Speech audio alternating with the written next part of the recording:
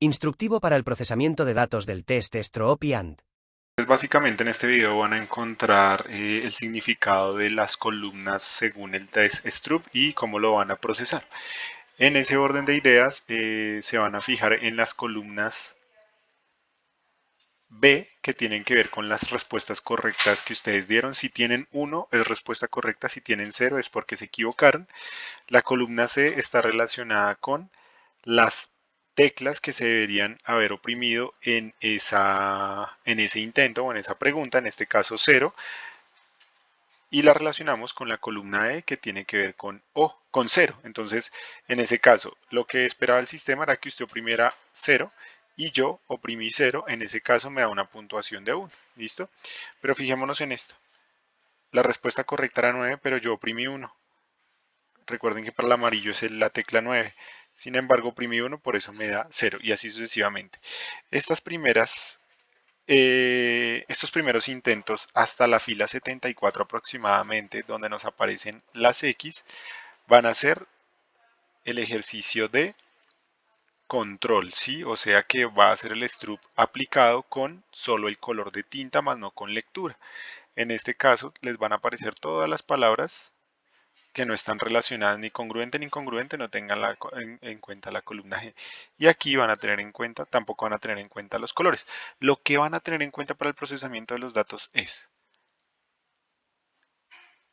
respuestas correctas, o sea, columna B, y respuestas y tiempo de reacción.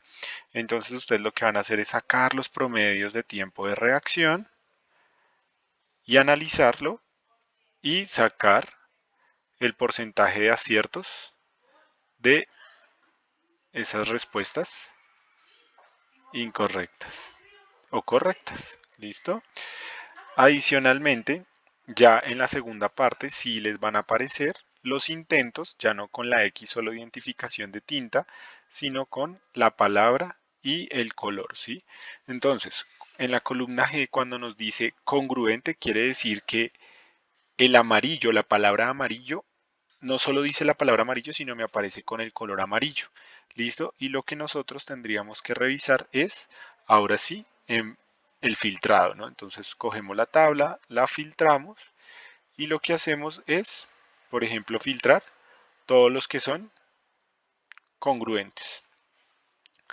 Entonces, congruentes. Vamos a analizar los tiempos de reacción de los congruentes y los aciertos y errores de los congruentes. ¿Listo?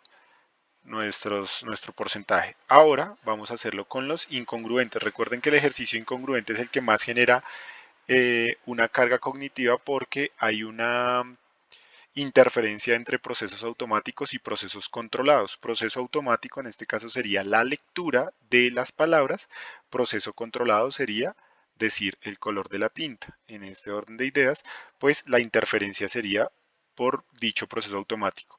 Y como el proceso automático está interfiriendo, se espera hipotéticamente que los tiempos de reacción sean mayores, o sea, las respuestas que damos nosotros en oprimir una tecla se demoren mucho más y los aciertos y errores sean mayores los errores. ¿Listo? Entonces vamos con incongruente. ¿Ya? Incongruente. Y aquí miramos nuestros tiempos de reacción, sacamos el promedio total y la cantidad de errores.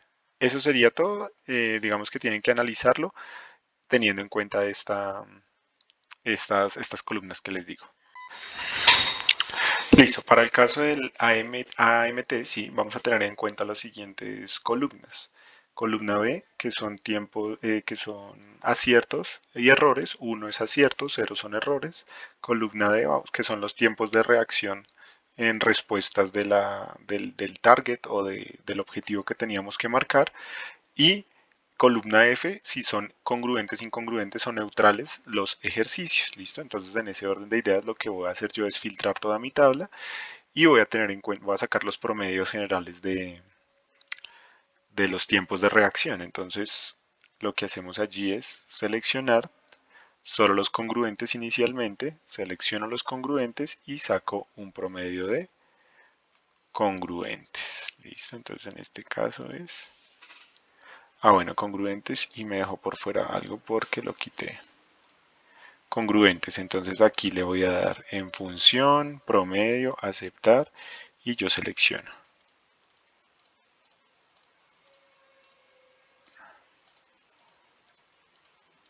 Mi promedio, le doy en aceptar, mi promedio es, mi tiempo de reacción incongruente son de 1020 milisegundos.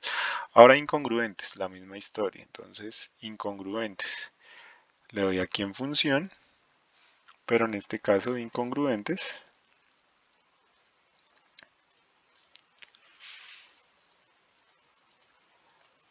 y le doy en aceptar, ¿listo?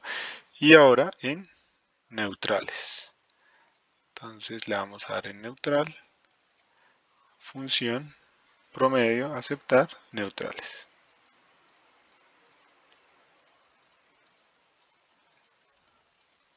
Y le damos en aceptar. Listo, le quitamos el filtro.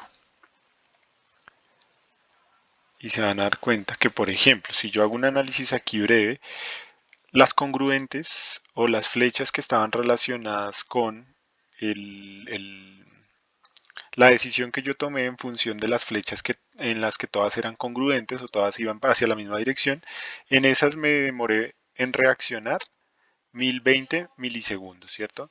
Mientras que en las incongruentes me demoré mucho más, 1700, ¿sí? Entonces quiere decir que aquí hay un proceso atencional adicional, digamos que probablemente habría una mayor activación de alerta porque hay alguna diferencia de orientación también y también de red ejecutiva porque tendría que inhibir y eso, activar todas esas redes de forma controlada implican mayores tiempos de reacción. Y en neutral, las neutrales digamos que son la pauta, están entre la congruente y la incongruente, no tienen mucho esfuerzo cognitivo en términos de atención y eso es lo que yo quiero que ustedes hagan, el análisis, pero también de los tiempos no sino los aciertos y entregarían el taller.